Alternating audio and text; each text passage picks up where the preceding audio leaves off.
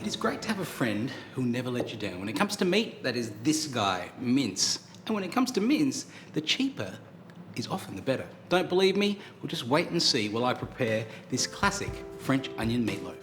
I'm gonna start with just some oats and some breadcrumbs. I'll soften those with a bit of milk, and I'll put that to one side while I prepare some vegetables. The vegetables too will help everything go just that little bit further, and when it comes to a budget, every little bit helps.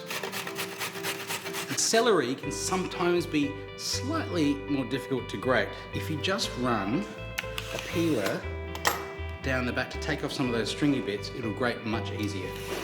And now those strings won't clog up your grater. I always leave the onions last so that I'm not standing there crying while I'm grating the other vegetables.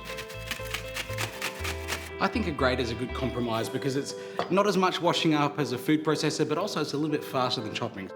Now for our mince. You might be wondering why I said the cheaper mince is often the best. Well, the thing is, mince is all about the fat content. The cheaper mince is around 17, 18% fat. The more premium or more expensive minces are much lower. But with mince, you actually need that fat to keep your meatloaf or your burgers or whatever else you're using it for really nice and juicy. So the cheaper mince is the one I always buy. I'm gonna flavor that with some really easy seasonings. Some instant French onion soup mix, then some mustard, and a little bit of dried parsley. I'll add a couple of eggs, and all we've got to do is mix that together. Just season that with a bit of salt and pepper, and we are ready for the loaf tin. It's gonna make slightly more than fits in the tin, but don't worry about that because it will shrink as the meatloaf cooks. Smooth the top, press it in, and I'll cover that with a bit of baking paper and then seal it in with some aluminium foil. And that is ready for the oven, about 90 minutes at 180 with the fan on.